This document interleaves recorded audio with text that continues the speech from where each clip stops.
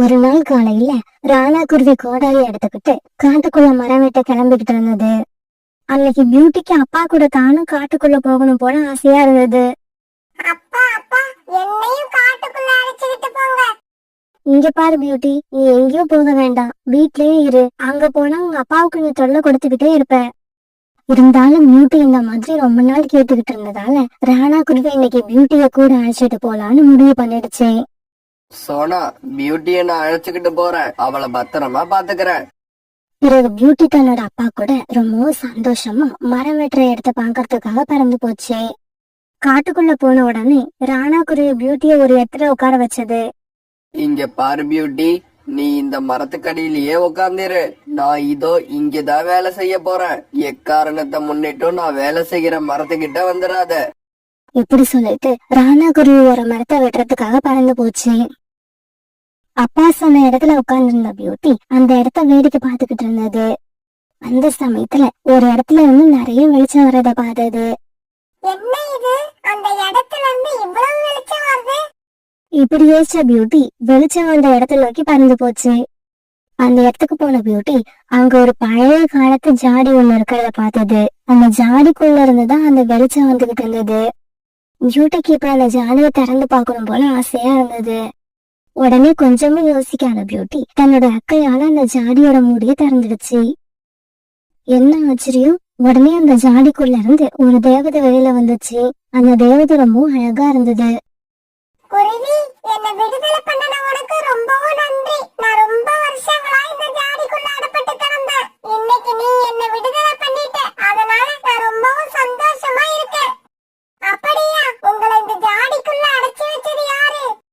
ஒரு தீய எண்ணம் கொண்ட மந்திரவாதி என்னை இந்த ஜாடிக்குள்ள அடைச்சு வச்சிருந்தான். உன்னோட உதவியால இன்னைக்கு நான் வெளியில வந்துட்டேன். இப்படி சொன்ன அந்த தேவதை பிறகு ஒரு அழகான பூவை பியூட்டியோட தலையில வச்சு விட்டுச்சு. அந்த பூ பியூட்டிக்கு ரொம்ப அழகா இருந்தது. தேவதையே, எனக்கு இந்த பூ ரொம்பவும் பிடிச்சிருக்கு. இங்க பாரு குருவி, இந்த பூ சாதாரண பூ இல்ல, ஒரு மந்திர பூ. நீ இந்த பூவை நினைச்சுக்கிட்டு கண்ணை மூடி எதை கேட்டாலும் அது உனக்கு கிடைக்கும். இப்படி சொன்ன தேவதை பிறகு அங்க இருந்து மறைஞ்சு போயிடுச்சு. அந்த தேவதை இப்படி மறைஞ்சு போனத பியூட்டி வச்ச கண்ணு வாங்காம பாத்துக்கிட்டே இருந்தது.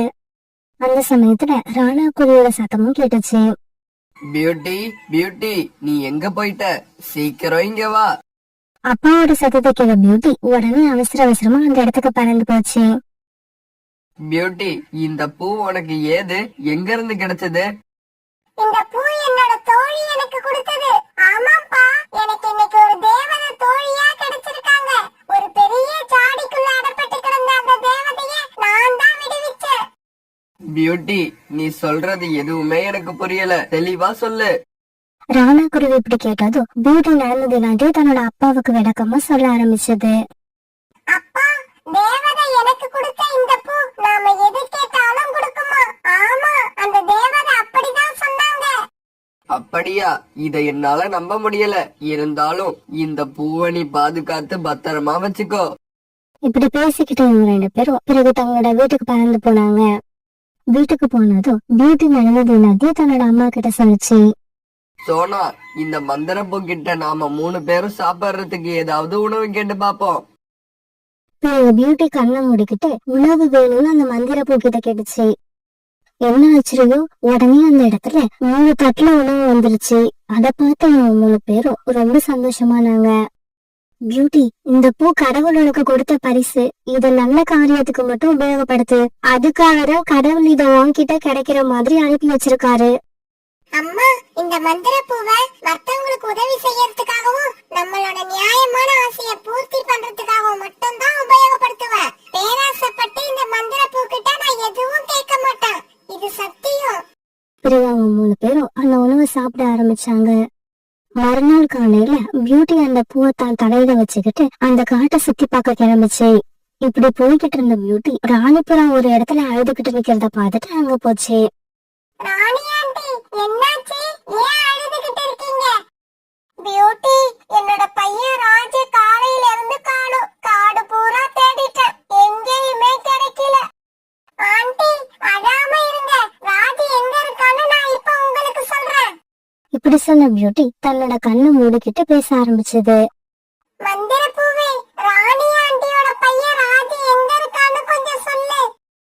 உடனே அந்த மந்திர பூல இருந்து ஒரு சக்கரம் சுழல ஆரம்பிச்சது. அந்த சக்கரத்துக்குள்ள ராஜி அருவிக்கர ஓரத்துல இருந்த ஒரு புதர் காட்டுக்குள்ள மாட்டிக்கிட்டு இருக்கிறது தெளிவா தெரிஞ்சிச்சு. ராணி ஆண்டி, சீக்கிரம் என் கூட வாங்க. இப்படி சொன்ன பியூட்டி ராணிபுராவை கூப்பிட்டுக்கிட்டு அருவிக்கர ஓரத்துக்கு பறந்து போச்சு. அங்க போன இவங்க ஒரு புதர் காட்டுக்குள்ள மாட்டிக்கிட்டு இருந்த ராஜிய பாத்துட்டாங்க. அவங்க பாருங்க, உங்க பையன் ராஜி அதோ அந்த புதர் காட்டுக்குள்ள மாட்டிக்கிட்டு இருக்கான். உடனே ராணிபுரா அந்த புதர் காட்டுக்குள்ள இருந்து தன்னோட பையனை தூக்கி நெஞ்சோட அணைச்சுக்கிச்சு. ராணிபுரா இப்ப ரொம்ப சந்தோஷமா இருந்தது. ராணிபுராவுக்கு உதவி செஞ்ச சந்தோஷத்துல பியூட்டியும் பறந்து போச்சு. பியூட்டி ஒரு நாள் ரொம்பவும் பசியோட இருந்த 2 சின்ன பறவைகளுக்கு தன்னோட மந்திர பூவோட உதவியால இனிப்பான பழங்களை வர வச்சு கொடுத்தது. அவங்க 2 பேரும் அந்த பழங்களை ரொம்பவும் ஆசையா சாப்பிட ஆரம்பிச்சாங்க. அதை பார்த்து பியூட்டி ரொம்பவும் சந்தோஷப்பட்டுச்சு. இதெல்லாம் ஒரு மரத்துக்கு பின்னால மறைஞ்சிருந்த ஜக்க பாத்துட்டான். இந்த பியூட்டி தலையில வச்சிருக்க பூவுல ஏதோ மந்திர சக்தி இருக்கு, அதனாலதான் இந்த பழங்கள் எல்லாம் மாயமா வருது. இந்த விஷயத்த உடனே அம்மா கிட்ட போய் சொல்லி ஆகணும். இப்படி நினைச்ச ஜக்கு உடனே தன்னோட வீட்டுக்கு பறந்து போனான். அம்மா அம்மா, பியூட்டி தலையில ஒரு மந்திர பூவை வச்சிருக்கு. அந்த பூவை வச்சு எல்லாருக்கும் உதவி பண்ணுது. அந்த பூ பியூட்டி கேட்டதையெல்லாம் கொடுக்குது. கவலைப்படாத ஜக்கு, நாளைக்கு இந்நேரம் அந்த பூ நம்ம வீட்டுல இருக்கும். அந்த பூவை நான் எப்படியாவது எடுத்துக்கிட்டு வந்துடுறேன். பிறகு மறுநாள் கோரிக்காக அழுதுகிட்டு பியூட்டியை தேடிக்கிட்டு பறந்து போச்சு. இப்படி போன கோரிக்காகவும் நதிக்கரையில பியூட்டி உட்கார்ந்துருக்கத பார்த்துட்டு அதுகிட்ட போச்சு. பியூட்டி பியூட்டி, என்னோட ஜக்குவை காப்பாத்து. ஜக்கு உடம்பு சரியில்லாம படுத்திருக்கான். அவனை நீதான் எப்படியாவது குணப்படுத்தணும். கோரிக்காக அவனுடைய அழுதுகிட்டே சொன்ன உடனே அதை உண்மைன்னு உள்ள பியூட்டி கண்ணை மூடிக்கிட்டு மந்திர மலர்கிட்ட பேச ஆரம்பிச்சது. இந்த சமயத்துல பியூட்டி தலையில இருந்த மந்திர மலரை எடுத்து தன்னோட தலையில வச்சுக்கிட்டு கோரிக்காக அங்க இருந்து பறந்து போயிடுச்சு. இப்படி மந்திர மலரை தூக்கிட்டு போன கோரிக்காகவும் வீட்டுக்குள்ள போய் கதவை மூடி தாழ்பால் போட்டுடுச்சு. ஜக்கு ஜக்கு, பியூட்டி கிட்ட இருந்து நான் அந்த மந்திர மலரை எடுத்துக்கிட்டு வந்துட்டேன். இப்ப இது கிட்ட நான் ஆசைப்பட்டதை எல்லாம் கேட்க போறேன். ஏய் மந்திர பூவே, என்னோட கழுத்துக்கு ஒரு நெக்லஸ், காதுக்கு ஒரு கம்மல், மூக்குக்கு ஒரு மூக்குத்தி, இது எல்லாம் சீக்கிரமா கொடு. கோரிக்காக இப்படி கேட்ட உடனே அந்த மந்திர மலர்ல இருந்து ஒரு பிரகாசமான வெளிச்சம் கிளம்புச்சு. கோரிக்காகத்துக்கும் எதிரில உட்கார்ந்திருந்த ஜக்கு அந்த வெளிச்சத்தை பார்த்த உடனே அவனோட பார்வை பறி போயிடுச்சு. அம்மா, அந்த மந்திர மலர்ல இருந்து ரொம்ப வெளிச்சம் வந்தது. அத பார்த்த உடனே என்னோட பார்வை போயிடுச்சு. இப்ப என்னால எதையும் பார்க்க முடியல. இப்படி சொல்லிக்கிட்டே ஜக்கு அழ ஆரம்பிச்சான்.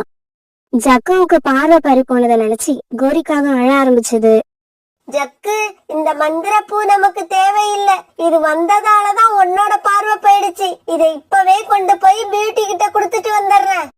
இப்படி சொன்ன கோரிக்காக பிறகு அந்த மந்திர மலரை எடுத்துக்கிட்டு பியூட்டியை தேடி பறந்து போச்சு. பியூட்டி, என்ன மன்னிச்சிடு. இந்த மந்திர பூவால என் ஜக்குவோட பார்வை பறி போயிடுச்சு. இந்த பூவை நீயே வச்சுக்கோ. எப்படியாவது என்னோட ஜக்குவை குணப்படுத்திடு. அவனுக்கு பழையபடி பார்வைய வரவழைச்சிடு. இப்படி சொன்ன கோரிக்காக பிறகு மந்திர மலரை எடுத்து பியூட்டியோட தலையில வச்சு விட்டது. கோரி ஆண்டி, நான் செஞ்ச ஒரு நல்ல காரியத்துக்காக ஒரு தேவதை எனக்காக கொடுத்த பரிசு இது. இதை என்கிட்ட இருந்து யார் எடுத்துக்கிட்டு போனாலும் அவங்களுக்கு இப்படிதான் நடக்கும். பிறகு பியூட்டி கோரிக்காவும் கூட அவங்க வீட்டுக்கு போச்சு. இப்படி போன பியூட்டி தன்னோட மந்திர மலரோட சக்தியை உபயோகப்படுத்தி ஜக்குவுக்கு மறுபடியும் பார்வையை வர வச்சது. பியூட்டி, உனக்கு ரொம்பவும் நன்றி. இதுக்கப்புறம் நான் இந்த பக்கம் தலை வச்சு கூட படுக்க மாட்டேன். பிறகு பியூட்டி அந்த மந்திர மலரோட தன்னோட வீட்டுக்கு சந்தோஷமா பறந்து போச்சு. ஒரு முக்கியமான வேலையா பக்கத்து காட்டுக்கு வந்த சோனா குருவியும் ரீட்டாக்கிலையும் தங்களுடைய வீட்டுக்கு திரும்பி வந்துகிட்டு இருந்தாங்க. ரீட்டா, வானம் லேசா இருட்டுறாப்புல இருக்கு, மழை வரும்னு நினைக்கிறேன். நம்ம வேகமா பறந்து போனாதான் மழை வரதுக்கு முன்னாடி நம்ம காட்டுக்கு போக முடியும். சோனா, ஏற்கனவே சாயங்காலம் ஆயிடுச்சு. இதுல மழை வேற பெய்யுது. எனக்கு என்னவோ இன்னைக்கு ராத்திரிக்குள்ள நம்ம வீடு போய் சேருவோம்னு நம்பிக்கையே இல்ல. இப்படி பேசிக்கிட்டு சோனா குருவியும் ரீட்டாக்கிலையும் வேகமா பறக்க ஆரம்பிச்சாங்க. ஆனா கொஞ்ச நேரத்திலேயே மழை பெய்ய ஆரம்பிச்சிருச்சு. வேற வழியில அவங்க 2 பேரும் அந்த மழையில நனைஞ்சுக்கிட்டே பறக்க ஆரம்பிச்சாங்க. இப்படி ரொம்ப தூரம் பறந்து வந்த இவங்க ரொம்ப களைச்சு போனதால ஒரு மரத்துல உட்கார்ந்து இப்படி பேச ஆரம்பிச்சாங்க. ரீட்டா, இதுக்கு மேல நம்மளால பறக்க முடியாது. இந்த காட்டுல உள்ளவங்க யாராவது அவங்க வீட்டுல நமக்கு இடம் கொடுத்தா நல்லா இருக்கும். சோனா, அதுதான் சரி. வா, நாம ஏதாவது வீட்ல போய் இன்னைக்கு ராத்திரி தங்கறதுக்கு அனுமதி கேட்டு பாப்போம். இப்படி பேசிக்கிட்ட சோனா குருவி ரீட்டாக்கையும் அங்க இருந்து பறக்க ஆரம்பிச்சாங்க. இப்படி பறந்து போனவங்களோட கண்ணுல ஒரு வீடு தென்பட்டது. உடனே அவங்க 2 பேரும் அந்த வீட்டு வாசல்ல போய் உட்காந்து வீட்டுக்குள்ள உள்ளவங்களை கூப்பிட ஆரம்பிச்சாங்க. இந்த வீட்டுக்குள்ள யாராவது இருக்கீங்களா? இருந்தீங்கன்னா கொஞ்சம் கதவை திறங்க. ரீட்டாக்களை இப்படி கூட்டதும் கோரிக்கா அவங்க கதவை திறந்துக்கிட்டு வெளியே வந்துச்சு. இங்க பாருங்க, நாங்க பக்கத்து காட்டுல இருந்து வந்திருக்கோம். எங்க காட்டுக்கு திரும்பி போறப்ப மழை பெய்ய ஆரம்பிச்சிடுச்சு. அதனால இன்னைக்கு ராத்திரி உங்க வீட்டுல தங்கறதுக்கு அனுமதி கொடுப்பீங்களா? இங்க பாருங்க, நான் நல்லா தூக்கத்துல இருந்தேன். நீங்க 2 பேரும் வந்து இப்படி கத்தி தூக்கத்தை கெடுத்துட்டீங்க. தயவு செஞ்சு எனக்கு கோவம் வர்றதுக்கு முன்னாடி இடத்த காலி பண்ணிட்டு ஓடி போயிடுங்க.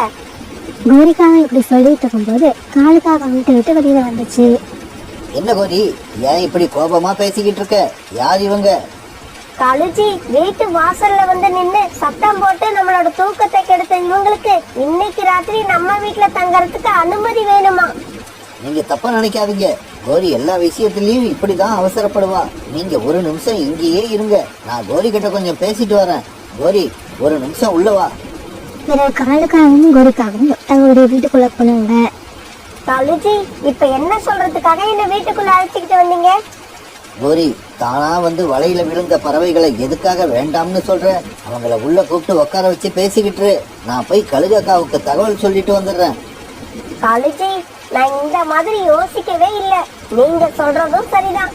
ஏற்கனவே 2 தடவை நம்ம கழுகக்காவுக்கு உணவு கொடுக்கறோம்னு சொல்லி ஏமாத்திட்டோம். அது வேற நம்ம மேல கோபமா இருக்கு. இப்ப இந்த 2 பேரையும் நாம பிடிச்சு கொடுத்தா அது ரொம்ப சந்தோஷமாயிடும். இப்படி பேசிக்கிட்ட இவங்க 2 பேரும் வீட்டை விட்டு வெளியில வந்தாங்க. இங்க பாருங்க, நான் நல்லா தூங்கிக்கிட்டு இருக்கப்ப நீங்க வந்து எழுப்பிட்டீங்களா? அதனாலதான் எனக்கு கோபம் வந்துருச்சு. மத்தபடி நான் ரொம்ப நல்லவ. நீங்க 2 பேரும் இன்னைக்கு ராத்திரி தாராளமா எங்க வீட்டுல தங்கிக்கலாம். வாங்க வீட்டுக்குள்ள போவோம். இப்படி சொன்ன கோரிக்காவும் பிறகு சோனா குருவியையும் ரீட்டாக்கிட்டையும் வீட்டுக்குள்ள அழைச்சிட்டு போச்சு. கோரி, இவங்க கூட நீ பேசிக்கிட்டே இரு, நான் இதோ இப்ப வந்துடுறேன். இப்படி சொல்லிட்டு காலுக்கு அவங்க வீட்டை விட்டு வெளியே வந்துச்சு. பிறகு கழுக கூப்பிடறதுக்காக அவங்க வீட்டை நோக்கி பறந்து போச்சு. ஆமா, உங்க கணவர் எங்க போறாரு? இது ராத்திரி நேரம், மழை வேற பெஞ்சுக்கிட்டு இருக்கு. இந்த சமயத்துல சூடா டீ குடிச்சா எப்படி இருக்கும்? சூடா டீ குடிச்சா நல்லாதான் இருக்கும். எனக்கு கூட இப்ப டீ குடிக்கணும் போல இருக்கு. கரெக்ட், உங்களுக்கு இப்படி டீ குடிக்கணும் போல இருக்கும்னு தெரிஞ்சுதான் என் கணவர் இப்ப டீ வாங்கறதுக்காக போயிருக்காரு. இதே சமயத்துல கழுகக்காவை கூப்பிட போன காலுக்காக அவங்க வீட்டுக்கு போய் சேர்ந்துருச்சு. கழுகக்கா, கழுகக்கா, சீக்கிரமா கதவை தருங்க, நான் தான் காலு வந்திருக்கேன். காலுக்காகத்தோட குரலை கேட்ட கழுகக்கா கதவை திறந்துகிட்டு வெளியே வந்துச்சு. ஏய் காலு, என்ன இது? எதுக்காக இந்த ராத்திரி நேரத்துல வந்து என் தூக்கத்தை கெடுக்கிற? கழுகக்கா, பக்கத்து காட்டுல இருந்து வந்த 2 பறவைகள் ராத்திரி தங்கறதுக்காக என்னோட வீட்டுக்கு வந்திருக்காங்க. நான் அவங்க 2 பேரையும் உங்களுக்கு விருந்தாக்கிறதுக்கு ஆசைப்படுறேன். அப்படியா? யார் யார் வந்திருக்கிறது? ஒரு கிளி, ஒரு குருவி. 2 பேரையும் பாத்தீங்கன்னா நீங்க ரொம்ப சந்தோஷப்படுவீங்க. சீக்கிரமா என் கூட வாங்க. காலு, நீ வீட்டுக்கு போய் அவங்கள எங்கேயும் வெளியில போகாம பாத்துக்கோ. நான் இதோ இப்ப வந்துடுறேன். கழுகக்கா, லேட் ஆக்கிடாதீங்க. அவங்களுக்கு ஏதாவது சந்தேகம் வந்துருச்சுன்னா உடனே வீட்டை விட்டு போயிடுவாங்க. இப்படி சொன்ன காலுக்காக பிறகு தன்னுடைய வீட்டுக்கு பறந்து போக ஆரம்பிச்சது. ரீட்டா, டீ வாங்க போன காகத்தை இன்னும் காணும். இந்த ராத்திரில இப்படி மழை பெய்யறப்ப யாரு டீ கடையை திறந்து வச்சிருப்பா? சோனா, யார் திறந்து வச்சிருந்தா நமக்கு என்ன? டீ வந்தா போதும். ரீட்டா, எனக்கு என்னமோ இந்த காங்கள் வீட்டுக்குள்ள வந்து ரகசியமா பேசிக்கிட்டு நினைச்சா பயமா இருக்கு. என்னது? 2 பேரும் ரகசியமா பேசிக்கிட்டு இருக்கீங்க? என்ன விஷயம்? வந்து வந்து ஒண்ணும் இல்ல. டீ வாங்க போன உங்க கணவர் இன்னும் வரல, அதை பத்தி தான் பேசிக்கிட்டு இருந்தோம். சோனாக்குரு இப்படி சொல்லிட்டு இருக்கப்ப காலுக்காக வீட்டுக்குள்ள வந்துச்சு. காலுஜி, டீ வாங்க போன நீங்க என்ன வெறுங்கையோட வந்திருக்கீங்க? டீ எங்க? அதுவா, பாலை இப்பதான் சுட வச்சுக்கிட்டு இருக்காங்க. அதனால 4 டீக்கு ஆர்டர் பண்ணிட்டு வந்துட்டேன். இன்னும் கொஞ்ச நேரத்துல டீ நம்ம வீட்டுக்கே வந்துடும். காலுக்காக இப்படி சொன்னதை கேட்டதும் சோனாக்குருவோட சந்தேகம் இன்னும் அதிகமாச்சு. இந்த சமயத்துல வீட்டு கதவு யாரோ வேகமா தட்ட சத்தம் கேட்டுச்சு. ஆமா, இந்த நேரத்துல யார் இப்படி கதவை வேகமா தட்டுறது? அது வேற யாரும் இல்ல, அந்த டீ கடைக்கார பையனா இருப்பான்னு நினைக்கிறேன். இப்படி சொல்லிட்டு கழுகு அவன் கதவை திறந்து விட்டதும் கழுகக்கா வீட்டுக்குள்ள வந்துச்சு. கழுகு கழுகு சோனா சீக்கிரமா கிளம்பு. இப்படி கத்தன வீட்டாக்கிளி ஜன்னலை நோக்கி பறந்து போக அது பின்னாடியே சோனா குருவியும் பறந்து போச்சு. இப்படி போன 2 பேரும் ஜன்னல் வழியா வெளியில போயிட்டாங்க. கோரி, நீ ஒரு முட்டாள். இந்த மாதிரி சமயங்கள்ல வீட்டு ஜன்னலை மூடி வைக்கணும்னு உனக்கு தெரியாதா? காலேஜி ஜன்னலை மூடணும்னு எனக்கு தோணவே இல்ல. எனக்கு தான் தோணல, உங்களுக்கு கூடவா தோணல? ஏய் காகங்களே, தூங்கிக்கிட்டு இருந்த என்னை எழுப்பி இங்க அழைச்சுக்கிட்டு வந்துட்டு நீங்க 2 பேரும் என்ன சண்டை போட்டுக்கிட்டு இருக்கீங்களா? ஏய் காலு, சீக்கிரமா என் கூட வா. அவங்கள எப்படியாவது இப்ப பிடிச்சே ஆகணும். இதை கழுகக்காவும் கழுகாவும் அவங்க பின்னாடியே பறந்து போக ஆரம்பிச்சாங்க. கழுகு கிட்ட இருந்து தப்பிச்சு போன சோனா குருவியும் ரீட்டாக்கிலையும் ஒரு பெரிய புதர் காட்டுக்குள்ள மறைஞ்சிருந்தாங்க. இப்படி மறைஞ்சிருந்த இவங்க கழுகும் காலுக்காகவும் பறந்து போறத பார்த்தாங்க. சோனா, அங்க பாரு, அந்த காகமும் கழுகும் நம்மள தேடிக்கிட்டு தான் பறந்து போறாங்க. நாம இன்னைக்கு தப்பிக்கிறது ரொம்ப கஷ்டம். சோனா, நம்ம இங்கேயே உட்கார்ந்திருந்தா கண்டிப்பா மாட்டிப்போம். அதனால நாம இந்த பக்கமா பறந்து போயிடுவோம். இப்படி பேசிக்கிட்ட சோனா குருவியும் ரீட்டாக்கிலையும் கழுகும் காகமும் பறந்து போன திசைக்கு எதிர் திசையில பறக்க ஆரம்பிச்சாங்க. இப்படி கொஞ்ச தூரம் பறந்து போனவங்க வழியில இருந்த கழுகோட வீட்டை பார்த்தாங்க. கழுகோட வீட்டை பார்த்ததும் உடனே அங்க போனாங்க. ரீட்டா, இந்த வீட்டுல யாருமே இல்ல, வா நம்ம உள்ள போய் கதவை சாத்திக்கலாம். இப்படி பேசிக்கிட்ட ரீட்டா கிளியும் சொன்ன கழுகாவோட வீட்டுக்குள்ள போய் கதவை தாழ்பால் போட்டுக்கிட்டாங்க. சோனா குருவையும் ரீட்டா கிளியையும் ரொம்ப நேரமா தேடி பார்த்த காலுக்காகவும் கழுகும் கழிச்சு போய் ஒரு மரத்து மேல உட்கார்ந்தாங்க. காலு, இந்த தடவை ஏமாத்தாம எனக்கு உணவு கொடுப்பீங்கன்னு நினைச்சேன். ஆனா நீங்க உங்க பழக்கத்தை மாத்திக்கவே இல்ல. கழுகக்கா, சத்தியமா சொல்றேன், இப்படி ஆகும்னு நான் நினைக்கவே இல்லை. நடந்த தப்புக்கு நான் காரணமும் இல்லை. அப்ப உங்களை நம்பி வந்தது என்னோட தப்புன்னு சொல்ல வரியா? கழுகக்கா, நான் அப்படி சொல்ல வரல. நான் என்ன சொல்ல வந்தேன்னா, நீ இதுக்கப்புறம் எதுவும் சொல்ல வேண்டாம். என்னோட பசியை எப்படி போக்கிக்கிறதுன்னு எனக்கு தெரியும். இப்படி சொன்ன கழுகு ஒரு காலுக்காக மேல பாய்ச்சி அதை கொண்டு தின்ன ஆரம்பிச்சது. தன்னோட பசி அடங்குனதும் கழுகு தன்னுடைய வீட்டை நோக்கி பறக்க ஆரம்பிச்சது. யாரு யாரு வீட்டுக்குள்ள இருக்கிறது? கதவை திறங்க, நான் வீட்டுக்குள்ள வரணும். ரீட்டா, என்ன இது? இந்த வீடு கழுகோட வீடு போல இருக்கு. கழுகு கிட்ட இருந்து தப்பிச்சு அதோட வீட்டுக்குள்ளேயும் வந்துட்டோம். சோனா, கதவு மட்டும் திறந்து விட்டுறாத. எது நடந்தாலும் நடக்கட்டும். எதுவா இருந்தாலும் காலையில பாத்துக்கலாம். என்னது காலையில பாத்துக்கலாமா? இங்க பாருங்க, இப்ப கதவை திறக்கலன்னா கதவை உடைச்சுக்கிட்டு உள்ள வந்துருவேன். ரீட்டா, இப்ப என்ன பண்றது? எனக்கு ரொம்ப பயமா இருக்கு. எனக்கு கூட தான் பயமா இருக்கு. சோனா, எனக்கு ஒரு யோசனை வருது. சீக்கிரம் கிச்சன் எங்க இருக்குன்னு பாரு. பிறகு இவங்க 2 பேரும் கிச்சனுக்குள்ள போனாங்க. கிச்சனுக்குள்ள போன இவங்க அங்க இருந்த மிளகாய் பொடி எடுத்துக்கிட்டு வாசல் கதவுகிட்ட வந்து நின்னாங்க. பிறகு இவங்க வாசல் கதவை திறந்து விட கழுகு அவசரமா உள்ள விழுது. இப்படி வந்த கழுகோட கண்கள்ல இவங்க கையில வச்சிருந்த மிளகாய் பொடியை தூக்கி எரிஞ்சிட்டாங்க. ஐயோ ஐயோ, எரியுது எரியுது, என்னோட கண்கள் 2 எரியுது. என்னால எதையும் பார்க்க முடியல. இந்த சமயத்துல சோனா குருவியும் ரீட்டா கிளியும் கழுகோட வீட்டை விட்டு வெளியில வந்து தங்களுடைய காட்டை நோக்கி பறக்க ஆரம்பிச்சாங்க. இப்படி பறந்து வந்த இவங்க ரொம்ப தூரம் பறந்து வந்ததுக்கு அப்புறம் ஓய்வெடுக்கிறதுக்காக ஒரு மரத்து மேல உட்கார்ந்தாங்க. ரீட்டா, இந்த கழுகு கிட்ட இருந்து நம்ம உயிர் தப்பிப்போம்னு நான் நினைக்கவே இல்லை. ஆமா சோனா, நடந்ததெல்லாம் நினைச்சு பார்த்தா கனவு மாதிரி இருக்கு. நம்ம வாழ்க்கையே இப்படிதான், எதிர்பாராத கஷ்டம் வரும். இந்த கஷ்டத்துல இருந்து மீளவே முடியாதுன்னு நினைப்போம். ஆனா திடீர்னு ஏதோ நடந்து அந்த கஷ்டத்துல இருந்து வெளியில வந்துருவோம். அதே மாதிரி சில விஷயங்களை